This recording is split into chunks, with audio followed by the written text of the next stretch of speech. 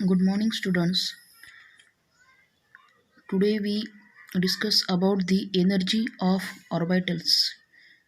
In previous video, we discussed about the quantum numbers, and we know that the quantum numbers are the number which give energy as well as position of an electron around the nucleus.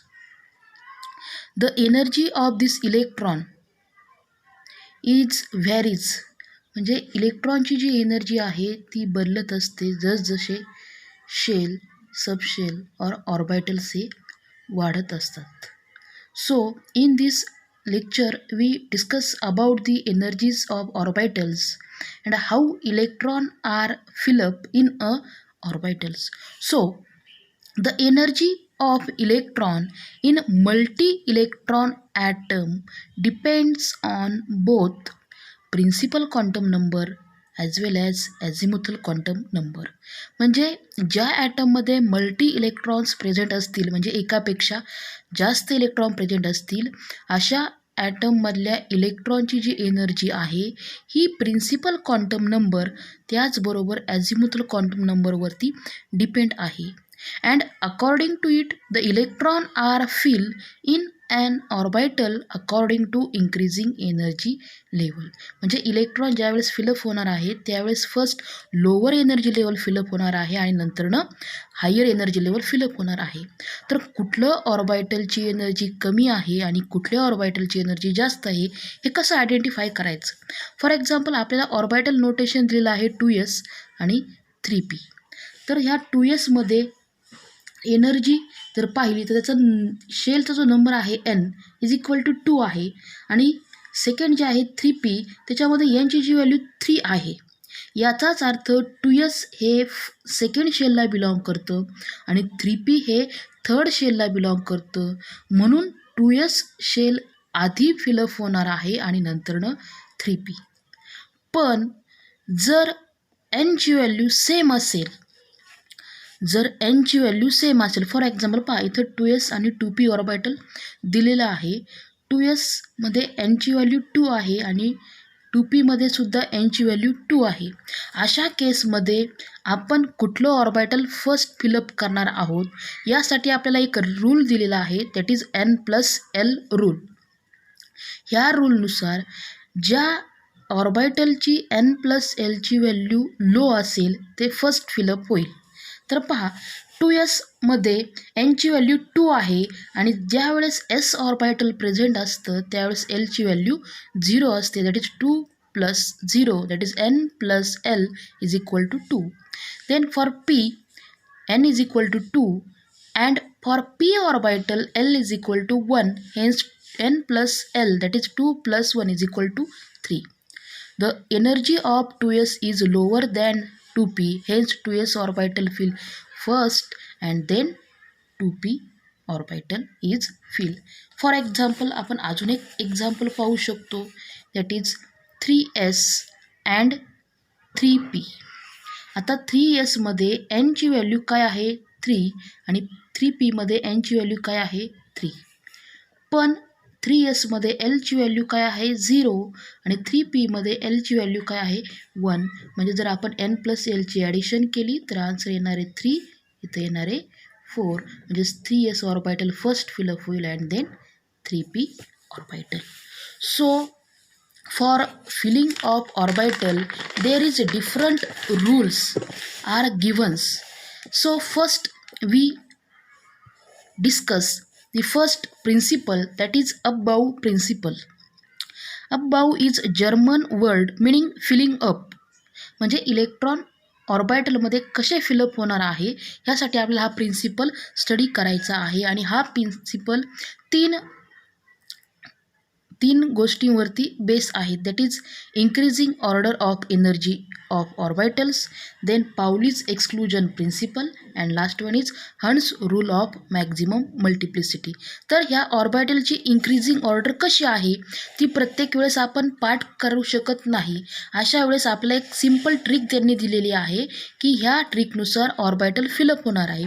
तर पहा ह्या ट्रिकनुसार तुमचा first 1s orbital fill up होईल, then 2s, then 2p, then 3s, 3p, 4s, then 3d, 4p, 5s, then 4d, 5p, 6s, then 4f, 5d, 6p, then 7s, then 5f, 6d, 7p and last one is 6f.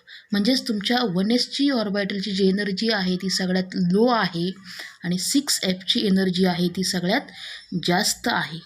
The electron field first in a 1s, then 2s, 2p, 3s, 3p, etc. and last one in 6f.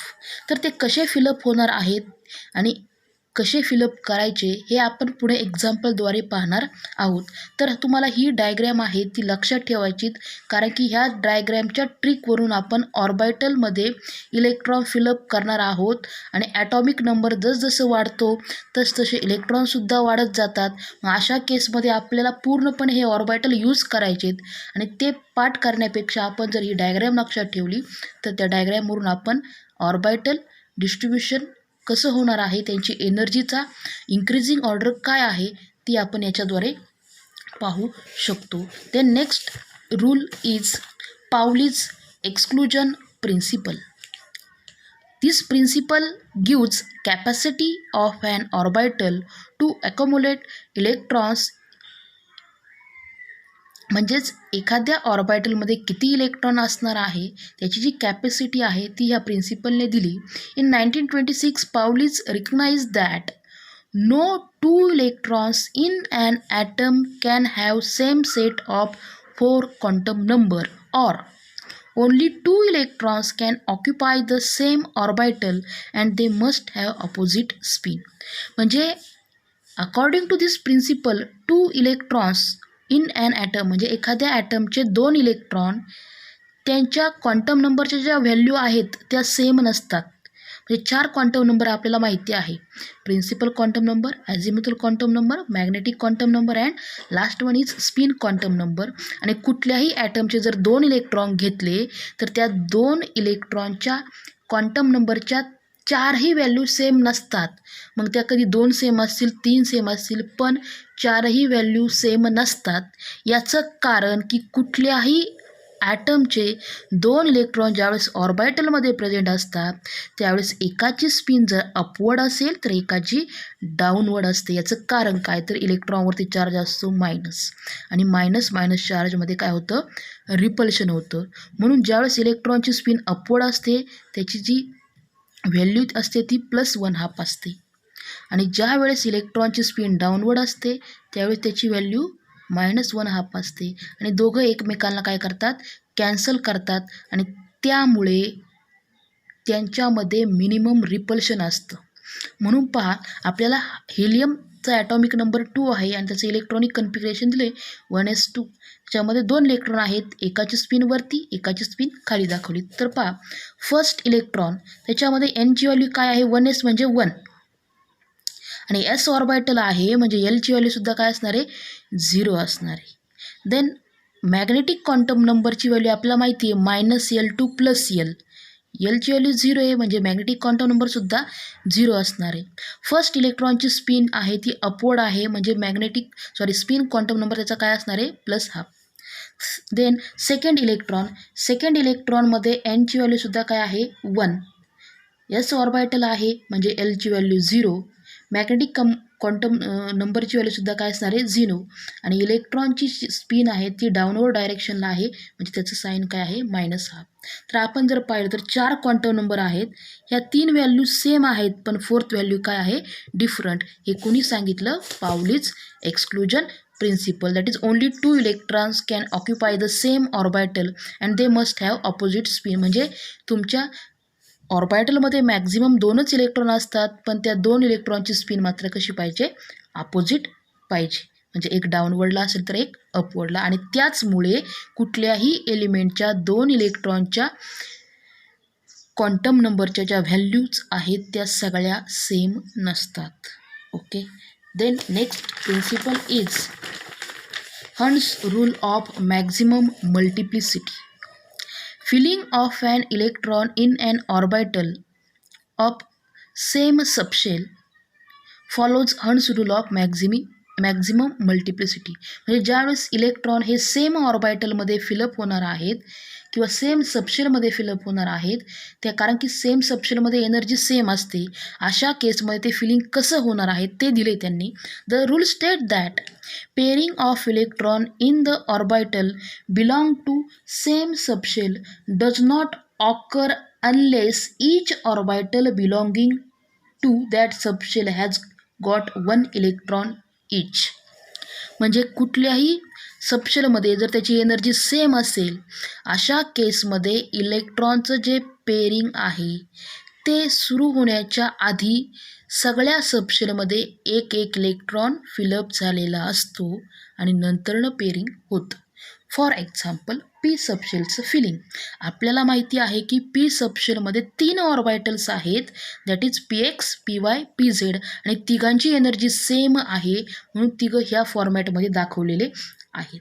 आता त्याच्यामध्ये जर 4 electron जर असतील, P ऑर्बिटलमध्ये मला जर 4 electron fill up करायचे असतील तर ते कसे फिलअप करणार, तर आधी मी सिंगली 1, 2, 3 असे सिंगली फिलअप करणार आणि नंतरनं परत पेअरिंग काय करणार, स्टार्ट करणार. म्हणजे हे इलेक्ट्रॉनिक कन्फिगरेशन तुमचं करेक्ट आहे. नंतरनं जर आपण असं पाहिलं की 4 इलेक्ट्रॉन मी फर्स्ट इथंच 2 म्हणजे इथं पेअरिंग केलं, इथं पेअरिंग केलं आणि ह्या ऑर्बिटलमध्ये एकसुद्धा इलेक्ट्रॉन नाही आहे, तर ही मेथड चुकीची आहे. म्हणजे जर 3 ऑर्बिटल जर असतील तर त्या 3 ऑर्बिटलमध्ये आधी मला एक इलेक्ट्रॉन काय करायचं आहे, सिंगली फिल करायचं आहे आणि रिमेनिंग जे उरलेले इलेक्ट्रॉन्स असतील त्यांचं नंतरनं काय करायचं आहे, पेअरिंग करायचं आहे. ही मेथड करेक्ट आहे, ही मेथड रॉंग आहे. आणि नंतरनं हर्ट्झ रूलने असं सांगितलं की half filled orbital or completely filled orbital has extra stability due to presence of symmetry. That is, for example, p orbital आहेत, 3 p ऑर्बिटल असतात.